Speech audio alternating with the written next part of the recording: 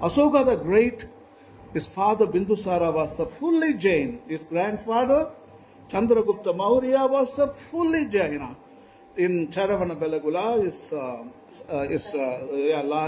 his feet was also there. So his grandson is writing. Because grandson is also very much influenced by Jaina ethics, but he was a Buddhist. That's what the history states. Listen what he is writing, all Jaina ideas. Here, no living thing having been killed is to be sacrificed, nor is the holding of a festival permitted. You know, all the festivals about slaughter. You know, all the festivals in India, slaughter. Kill sheep, kill bulls, kill pigs, everything slaughter. Every festival, every marriage is a slaughter. It is not a celebration of the event, it's a celebration, not the celebration, it's a tragedy of the slaughter. In India, millions of festivals, all the religions, every Sunday, for example, is a slaughter day.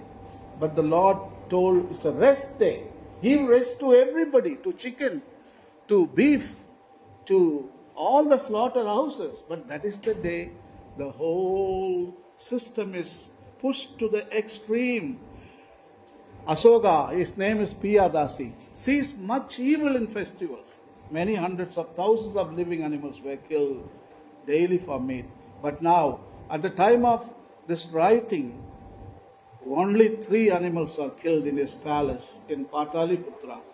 In his palace, many animals were killed, but now he has given an order, only 3 animals, 2 peacocks and 1 deer. And also he gives away his own taste also.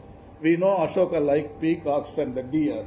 So here, and the deer not inevitably, even these 3 animals will not be killed in the future. Rock Edict 1.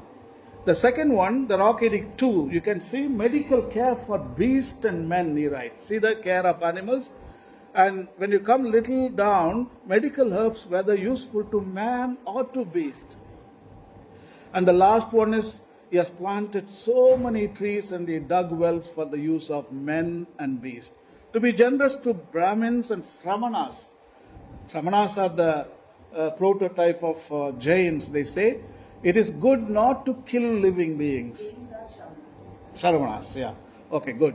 So Sramanas is Jains. That's wonderful. He gives a special place there. All the time he mentions Sramanas and Brahmanas. Brahmanas are Vedic. Sramanas are just like a protest. They protest. Buddhist, yeah. Ancient times, okay. It is good not to kill living beings. Abstention from killing and non-injury to living beings. For I consider that I must promote the welfare of the whole world. See the welfare of the whole world. And indeed, there is no better work than promoting the welfare of the whole world. Good behavior relatives towards Sramanas, Brahmanas, and abstention from killing living beings. See how many times he repeats not to kill any living being. That shows the mindset of India, the soul, the status of our rich ethics in Indian, at least in the old times. But now where did we lose all that? I wonder. Exodus, the book, famous 10 commandments. You all know God gave 10 commandments, among which you shall not murder. That is one commandment. It's an open statement. It doesn't say you shall not murder human being. You see, it's an open statement. It is open to discussion and also interpretation. It is a soul's persuasion. You know, you shall not murder is the legislation. But persuasion, your soul can interpret much deeper. It can extend not only to humans. Persuasion goes very far. Legislation goes only that far. Persuasion, that is the language of the soul. Pillar Edicts, it puts it so beautifully.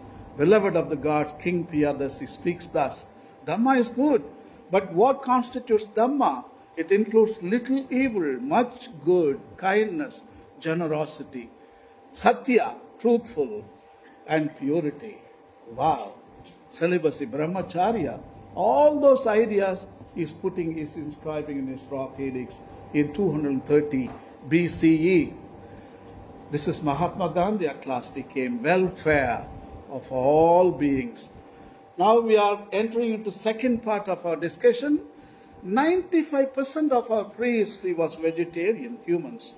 4 million years, that's what the anthropologists, they say that humans have evolved in Africa. Australopithecus afarensis, that was the first species name, and then Boisei, then Homo habilis, that 2.5 million years ago, he became a non-vegetarian. He was the first one at the taste of the blood. So most part, we were only vegetarians. All the Homo erectus was a vegetarian. All these people were Homo sapiens. We lost our soul, non-vegetarian. Can you imagine? So our beginning was good. Again, Jainism is right. Utsapini, Ausarpini. Beginning was good. For Jains, vegetarian is mandatory based on Ahimsa and Satya principles. The Jain text, vegetarianism historically stems from the objective of extending Ahimsa to all beings. Some Jain scholars and activists support veganism as they believe the modern commercialized production of dairy products involves violence against farm animals. See, Jainism has taken their Ahimsa to another level of interpreting it.